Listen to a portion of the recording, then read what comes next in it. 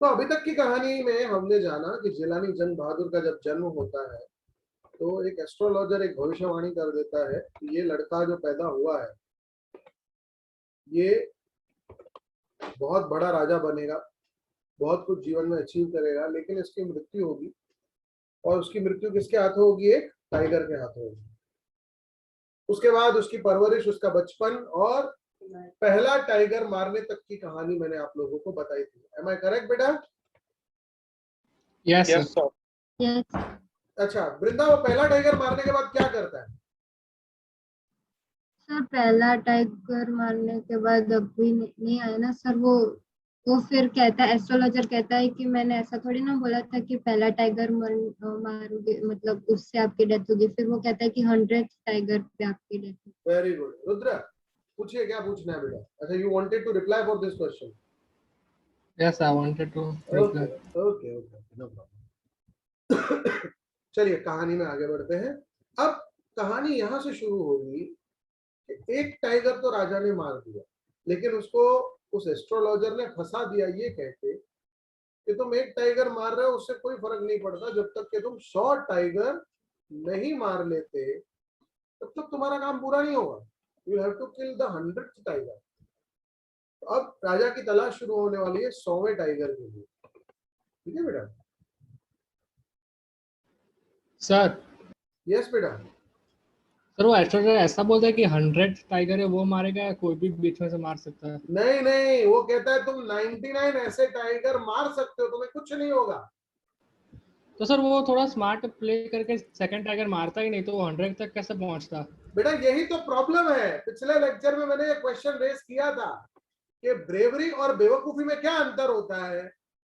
A brave person knows when and where to stop, but an idiot doesn't know that. आपको एक बहुत गजब की सिचुएशन बताता हूं, आपको मजा आ जाएगा सुनकर। हमारे ये जो I really love these interactive sessions that I conduct with you. आपको पता है वर्ल्ड वॉर 2 1939 से 1945 के बीच लड़ा गया था, ये सब आप जानते हैं, है ना? यस हाँ सर। वर्ल्ड वॉर 2 का पहला पार्ट जो था 1939 से 1942, उसमें जर्मन सेना जीत रही थी और मौका आया था कि जर्मन सेना युद्ध को खत्म करके वर्ल्ड वॉर पे विजयी हो सकती थी। लेकिन इन्होंने गलती क्या कर दी, इन्होंने सोचा कि अब इतना सारा यूरोप तो हमने कंट्रोल कर लिया है, अब हम रशिया चलते हैं। See, that's a difference between a brave and an idiot. A brave man knows, a genius knows where to stop, and an idiot doesn't. An idiot doesn't. अब हुआ क्या? ये घुस गए वहां और पहुंच गए साइबेरिया। आप सब लोग जानते हैं बर्फीली मौत है साइबेरिया। साइबेरिया बर्फीली मौत है।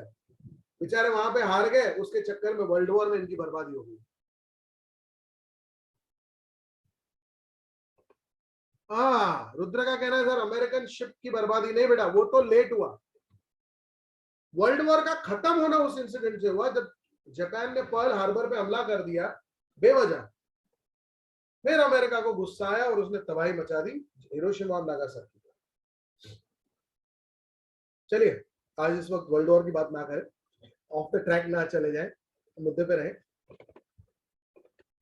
आइए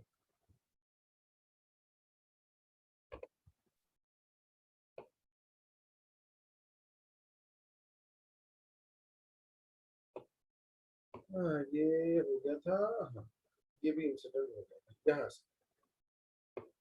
ये लास्ट में आपको मैंने पढ़ के सुनाया था ना, from that day onwards it was a celebration time for all the tigers inhabiting Pratibandapuram.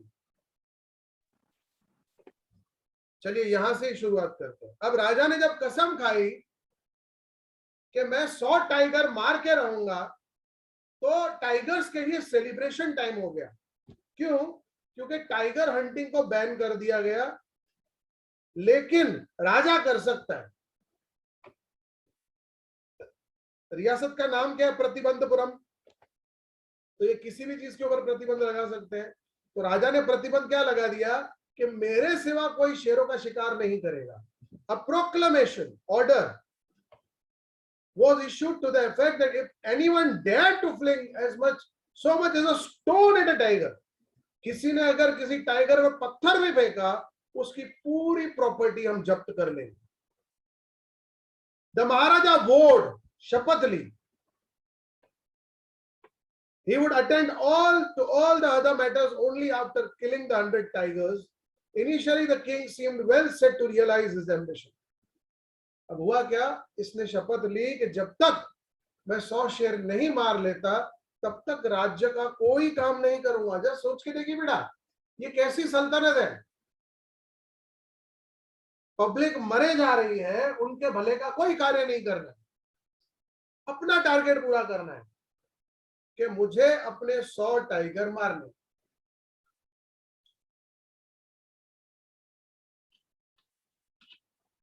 ये मेरा एम्बिशन जब तक पूरा नहीं होता तब तक मैं कुछ नहीं करूंगा. अब शुरुआत में तो राजा को सफलता मिलती रही. Not that he faced no dangers. There were times when the bullet missed its mark.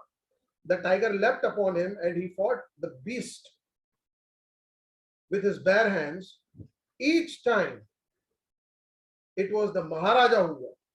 जैसे अभी रुद्र ने क्वेश्चन किया कि सर उसको बोला था कोई भी टाइगर मार देगा कि 100वां टाइगर मारेगा, तो वो मारता ही नहीं. लेकिन अब देखिए, कई बार ऐसा भी हुआ कि राजा की झड़प हुई जानवरों के साथ, शेरों के साथ, लेकिन हर बार शेर ही जीता. अब ये एक साइकोलॉजिकल गेम भी है, मैं आपको समझाता हूं कैसे. ध्यान से सुनना.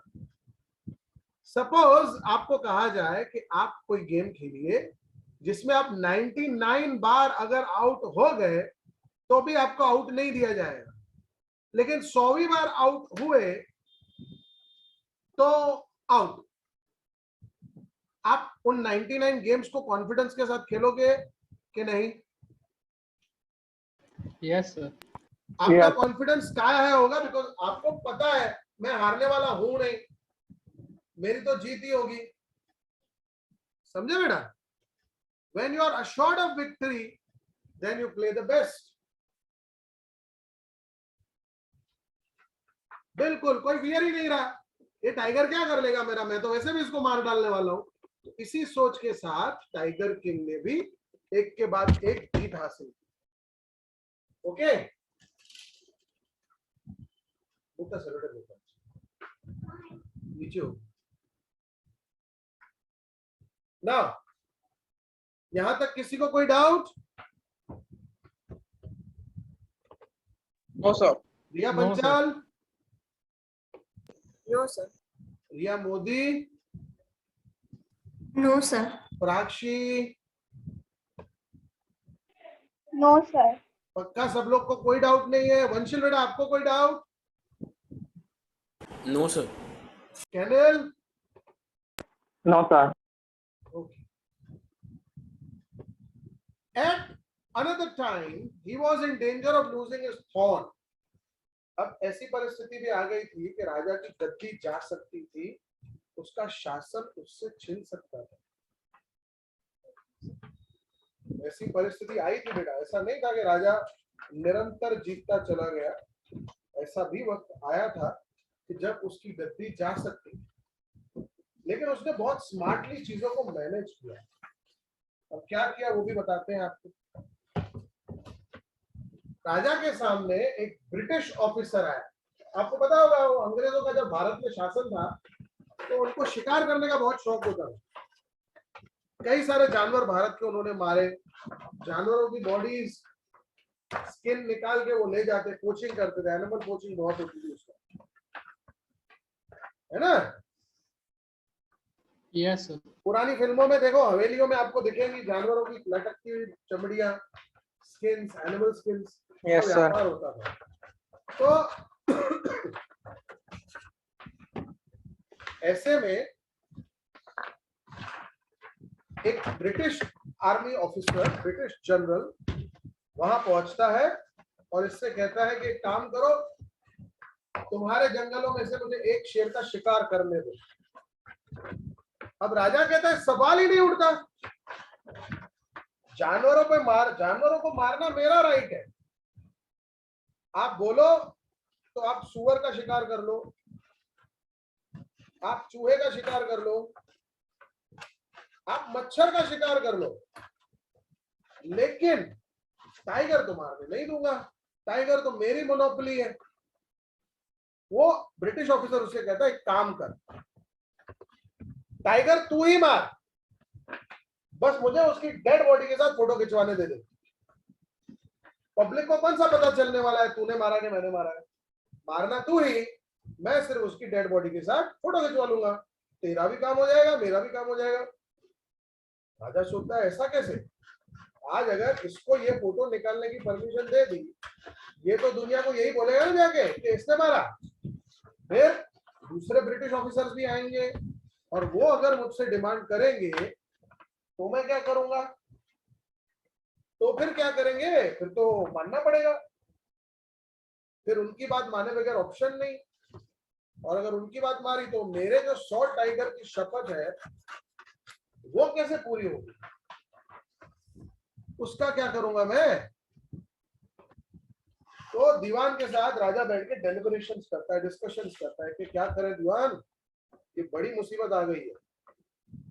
अगर इस ब्रिटिश ऑफिसर को हमने 100 टाइगर का शिकार करने दिया तो हम फंस जाएंगे, नहीं करने दे रहे हैं तो भी फंसेंगे, कोई रास्ता निकाल। तो दीवान जी एक रास्ता देते हैं। दीवान जी कहते हैं काम करो सरकार, उसकी पत्नी को कुछ गिफ्ट विफ्ट देते हैं, कन्विंस करते हैं। तो कलकत्ता के एक फेमस ज्वेलर के पास से, सुनिएगा बहुत मजेदार चीज है,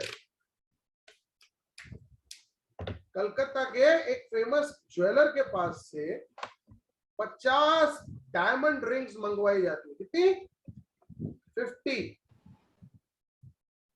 एज अ सैंपल। भाई बेस्ट डायमंड रिंग्स के सैंपल भेजो, वो भी भेज देता है। राजा को कौन मना करे? एंड 50 डायमंड रिंग्स आ जाती है। अब राजा सोचता है कौन सी भेजूं इसकी पत्नी को, क्या पता उसे कौन सी पसंद आए। वो सारी की सारी बेचता है ये सोच के कि ब्रिटिश ऑफिसर की वाइफ को जितनी चाहिए होंगी एक दो पसंद करके रख लेगी, बाकी का हमें वो लौटा देगी। लेकिन पता है क्या होता है? कोई गैस कर सकता है? सर उन्होंने 50 से 50 रख ली। हाँ, 50 की 50 ही रख के बैठ गई वो लेडी और रिटर्न कर दिया letter, thank you for that gift. 50 की 50 रख के बैठ गई वो लेडी।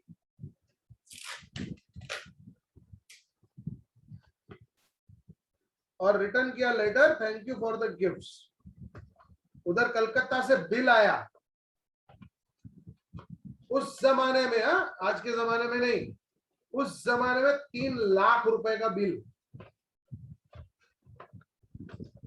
राजा फिर भी खुश कि मेरी गद्दी भी बच गई और मैंने इसको शेर भी मारने नहीं दिया।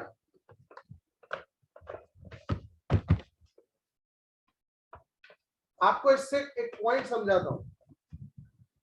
जो लोग सत्ता के भूखे होते हैं ना बेटा, उनको कभी पैसे की चिंता क्यों नहीं होती पता है?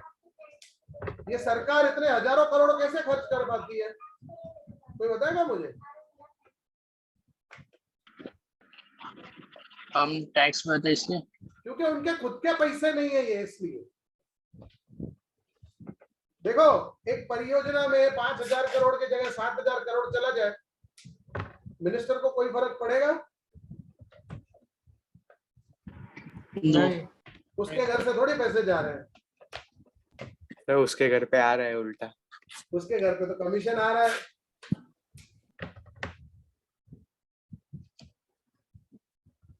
बेटा तुम लोगों में से कोई ना फ्यूचर में पॉलिटिशियन जरूर बनना। बहुत जोरदार करियर है, मस्त पैसा है, खामखा की मजदूरी करना ही मत। रिस्क भी है, क्या बोल रहे हो? रिस्क भी तो है। क्या रिस्क है रिया? कितने दुश्मन हो जाते? कौन दुश्मन है आपको बताओ? Opposing party sir. Opposition party तो मिलके काम करती है आपसे।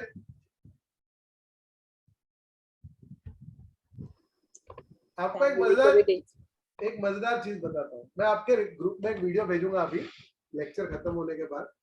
10 मिनट का वीडियो है, तो देखना।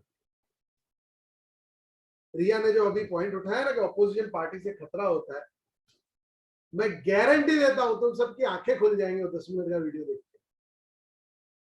तो जरूर देखना। मैं आगे कुछ नहीं बताऊंगा उस वीडियो के बारे में, लेकिन वो 10 मिनट का वीडियो मैं ग्रुप में डाल दूंगा, वो जरूर देखिएगा। लेजेंडरी एक्टर इरफान खान की एक्टिंग है, वो अब इस दुनिया में नहीं है हमारे बीच, बट क्या वीडियो है यार, literally one of my favourites. चलिए कहानी पे लौटते हैं। सो उसने सी some 50 rings arrived. The Maharaja sent the whole lot to the British officers, good lady. The king and the minister expected the Durai Sani, जो उसकी वाइफ थी उसको दुराई सानी कहा जाता था, to choose 1 or 2 rings and send the rest back. Within no time at all, the Durai Sani sent her reply, thank you very much for your gifts. सारी की सारी अंगूठियां रखी। In 2 days, a bill for 3 lakh of rupees came from the British jewelers. Calcutta के British jewellers ने 2 दिन में 3 लाख रुपए का बिल बना। द महाराजा वॉज हैप्पी, खुश था। 3 लाख रुपए पब्लिक के पैसे के बर्बाद हो गए और राजा खुश है। क्यों खुश है, क्या कहता है सुनिए। Though he had lost 3 lakh rupees, he had managed to retain his kingdom. भले ही उसके 3 लाख रुपए चले गए, लेकिन उसका राज्य तो बच गया। The Maharaja's tiger hunts continued to be highly successful. जब जाता शिकार करके ढेरों शेर मार लाता। Within 10 years, he was able to kill 70 tigers.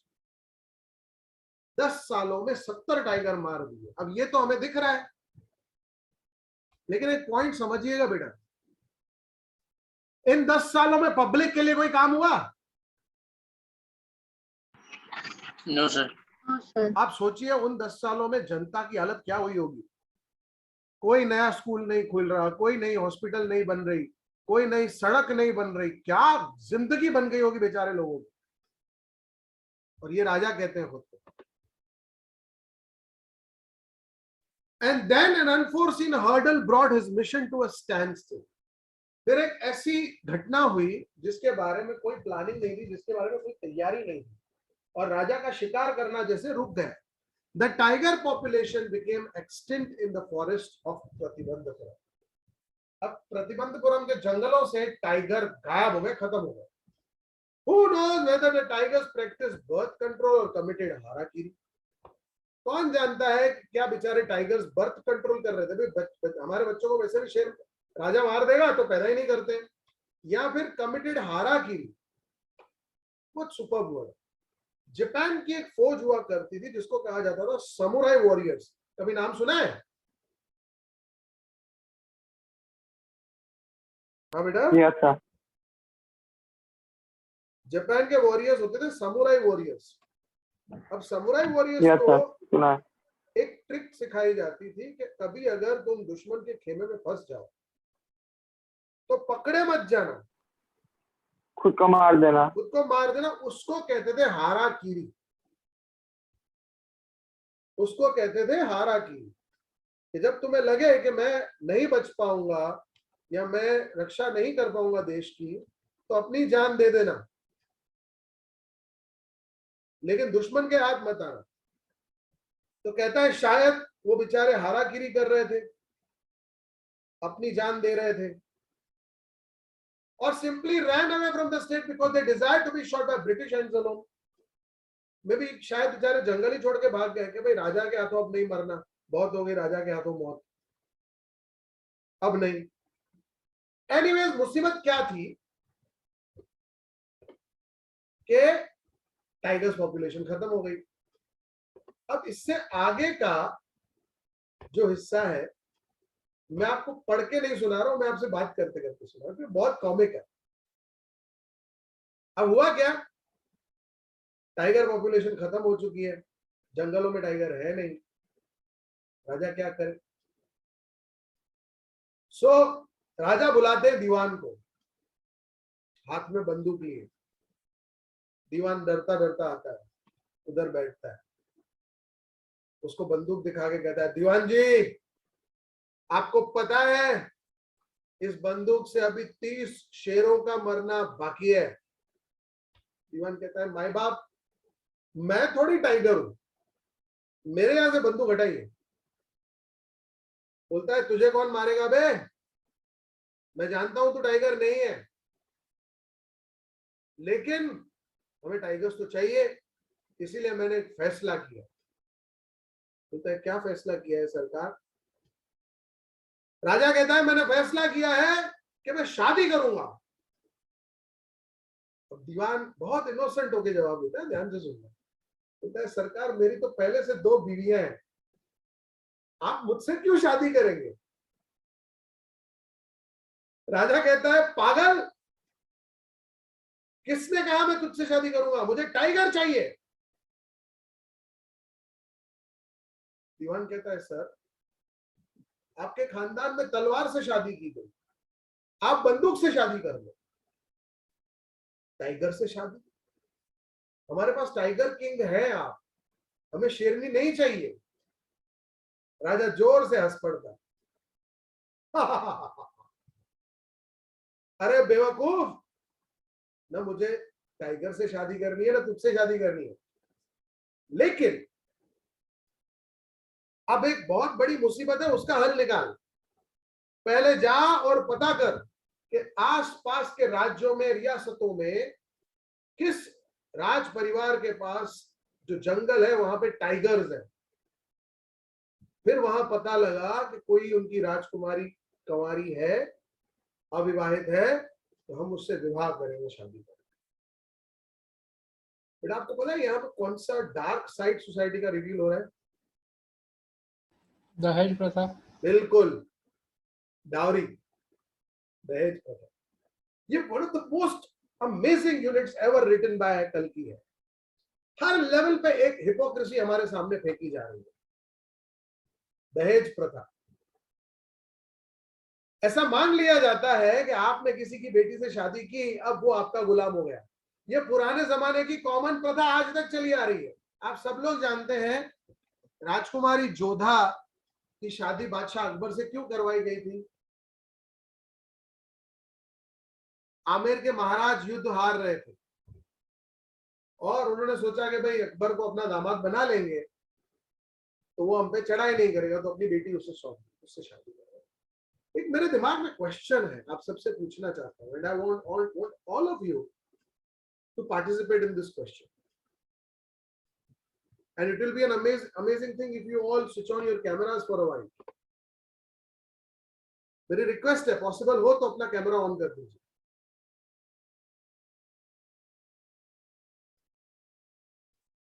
Sir मैं अभी घर पे नहीं हूँ। कोई बात नहीं, अगर कोई नहीं कर सकता तो मैंडेटरी नहीं है, बट मैं एक रिक्वेस्ट कर रहा हूं, जो कर सकते हैं वो कर दे कैमरा।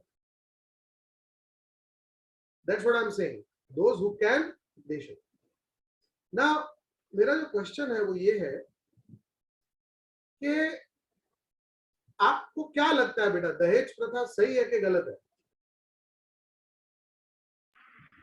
गलत है जी। गलत है सर, बिल्कुल गलत है। अगर कोई प्यार से गिफ्ट दे रहा तो वी शुड एक्सेप्ट इट, पर ज्यादा मांगना नहीं चाहिए सामने से। See, let me tell you, there is a difference between Indian culture of marriage and the dowry system that was established. See,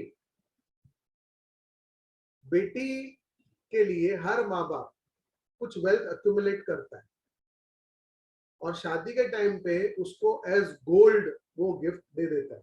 उसको स्त्री धन कहते हैं। कानूनन उसके ऊपर उस लड़की का ही अधिकार है, उसका पति भी उससे उसके जेवर नहीं मांग सकता, ये मुझे दे दे, नहीं कह सकता, उसे स्त्री धन कहते हैं। इंडियन कॉन्स्टिट्यूशन ये कहता है कि एक महिला से उसका स्त्री धन कभी कोई नहीं मांग सकता, उसके ऊपर बस उसका ही अधिकार है। लेकिन लोग जो डिमांड करते हैं, मुझे अजीब लगता है, कि भाई आप बेटी की शादी करवाने वाले हो, आप कितना दोगे, पॉइंट समझना। हमारा कल्चर तो बहुत अच्छा था बेटा, जब कोई पिता बेटी का विवाह करवाता है तो उसको क्या कहते हैं, कन्यादान, है ना। तो दान देने वाला बड़ा कि लेने वाला बड़ा? देने वाला। देने वाला। बट ऑब्वियस, दान देने वाला बड़ा। लेकिन लोग कई हैं जो बोली लगाते हैं अपने बेटे की, रिश्ता चलते ही पहला सवाल यही करते हैं, कितना दोगे? क्यों भाई, तुम्हारा बेटा इंसान है क्या प्रोडक्ट है? अच्छा चलो हम पैसे दे देंगे, तो फिर एक काम करो, तुम अपना बेटा हमारे घर भेज दो। प्रोडक्ट के लिए पैसे दे रहे हैं तो प्रोडक्ट हमारे पास आना चाहिए ना। हाँ, प्रोडक्ट के लिए पेमेंट कर रहे हैं हम लोग, तो प्रोडक्ट हमको मिलना चाहिए। अपने जिगर का टुकड़ा 25 साल तक पाल पोस के बड़ा किया और आपको सौंप रहे हैं, ऊपर से आपको पैसे भी चाहिए। ऐसे लालचियों को ना जूते मारने चाहिए। सच्चाई बोल रहा हूं मैं। गुजराती साहित्य के महानतम कवि रहे झवेरचंद मेघाणी, उनकी लिखी हुई एक छोटी सी पंक्ति कह रहा हूं, बहुत गजब कहते हैं वो, कि मारू सारू मारू घर जेनु ऋणी एक गृहिणी। हमारा पूरा परिवार जिसका ऋणी है वो हमारी माँ है, वो भी तो किसी की बेटी है। तो बेटा यहाँ पे एक डार्क साइड, और आपको लगता होगा सर नहीं आजकल दहेज की प्रथा नहीं है। मैं आपको नेशनल क्राइम ब्यूरो का डेटा दे रहा हूं, आप डर जाओ। आज भी इस डेवलप्ड देश में रोज 4 बेटियां मार दी जाती हैं डेली बेसिस पे, सिर्फ दहेज ना दे पाने के कारण। आप सोचिए क्या परिस्थिति है, क्या परिस्थिति। मैं आप सबसे उम्मीद करूंगा बेटा, आप सब आने वाला फ्यूचर हो, देश का भविष्य हो। अपने जीवन साथी को चुनते वक्त ये देखना कि आपके जीवन साथी के गुण क्या है, वो व्यक्ति कितना अच्छा है। देखो राजा क्या गलती कर रहा है, उसको कोई फर्क नहीं पड़ता वो लड़की कैसी है, उसका गुण कैसे है, उसका नेचर कैसा है, उसकी उम्र क्या है। The only thing that the king cares about whether there will be tigers in her kingdom or not. राजा को किसी और चीज की परवाह नहीं। अब हुआ ये कि राजा की शादी हो गई। शादी के बाद राजा ने ससुराल में जाके शिकार करना शुरू कर दिया, और इस तरह से राजा की टाइगर हंटिंग और चली। राजा की टाइगर हंटिंग और सक्सेसफुल होने लगी। देखते देखते 7 सालों के अंदर अंदर राजा ने अपने ससुराल में टोटल 29 टाइगर्स मार दिए। अब 99 टाइगर्स मर गए। Raja is that close to achieve his target of 100। वो अपने 99 टाइगर मार चुका है। उसको जो टारगेट दिया गया था कि तुम्हें 99 टाइगर्स मारने हैं, भाई साहब ने 100वें टाइगर तक पहुंच गया, 99 टाइगर्स मार दिए। लेकिन अब एक और बड़ी समस्या आ गई, ससुराल में भी टाइगर खत्म हो गए। अब क्या करें?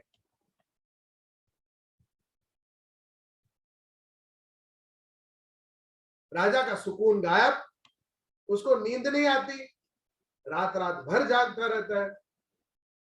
आप में से कोई मुझे बता सकता है राजा इतना स्ट्रेस्ड क्यों है? एस्ट्रोलॉजर बोला था कि हाँ, और वही उसे मारेगा।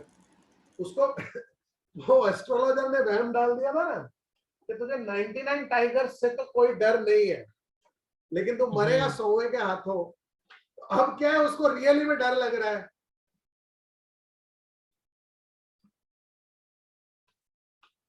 कि कहीं सच में ना मर जाऊं। उसको ऐसा लग रहा है कि मैंने आज तक के जो जीत हासिल की वो तो मेरा नसीब था ही, मैं जीतूंगा ही। लेकिन अब जो मेरा फाइनल फ्रंटियर है, जो मेरा आखिरी टाइगर है, वो कहीं मुझे मार दे तो? राजा इधर उधर जंगलों में भटक रहा है, कहीं टाइगर ना मिले, कहीं भी टाइगर ना मिले। राजा बेचारा निराश, उदास, बेचैन, अपने ऑफिसर्स को इधर उधर भगा रहा है, जाओ ढूंढो जंगलों में, कहीं से कोई शेर ला दो, बस एक शेर ला दो, मैं अपनी कसम पूरी कर लूं। कहता है मैं अगर 100वां शेर मार देता हूं तो शिकारी छोड़ दूंगा, बस आखिरी शेर मार दूं तो मेरा क्या जो टारगेट है, मेरी जो शपथ है वो पूरी हो जाए। अब यहां पे कुछ सवाल खड़े होते हैं। क्या राजा को सच में 100वें टाइगर से खतरा था? क्या राजा 100वें टाइगर को मार पाएगा? और सबसे इंपॉर्टेंट चीज, वो 100वां टाइगर लाएगा कहां से? कहीं इसके चक्कर में दूसरी शादी तो नहीं करनी पड़ जाएगी? सर तीसरी, हाँ बेटा, एक्चुअली थर्ड शादी करनी हाँ पड़ेगी। पहली शादी तो दो बंदूक से। सो अब वो क्या करेगा? क्या वो एक और शादी करेगा, या फिर वो शेर का शिकार करेगा, या फिर ऐसी परिस्थिति क्रिएट हो जाएगी शेर और इसका आमना सामना होगा और ये मर जाएगा या बच जाएगा। मीनवाइल एक और घटना घट चुकी है, उस एस्ट्रोलॉजर की डेथ हो गई है, जिसने प्रिडिक्शन दिया था ना बेटा, अब वो इस दुनिया में नहीं है। तो राजा किसको प्रूव करेगा कि देख तूने जो मुझे चैलेंज दिया था कि तू 100वें टाइगर से मरेगा, तो मैंने पूरा कर दिया। लेकिन सवाल यही है, क्या 100वें शेर से राजा का मुकाबला होगा? और अगर होगा तो क्या राजा जीतेगा या शेर? सवाल कई हैं, जवाब सिर्फ एक।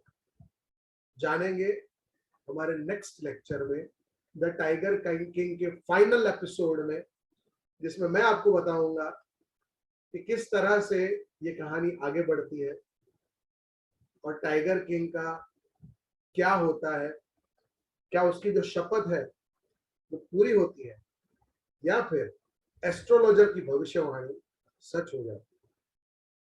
तब तक आप सबसे रिक्वेस्ट है कि बुक खोल के पढ़ मत लेना, थोड़ा वेट करना। वेडनेसडे को मिल रहे हैं और वेडनेसडे को बताएंगे आपको क्या हुआ राजा। Thank you so much for joining for today's lecture, students. I wish you all Bye, sir. a good night. Bye, everyone. Bye sir. Bye sir. Bye, sir. Bye, sir.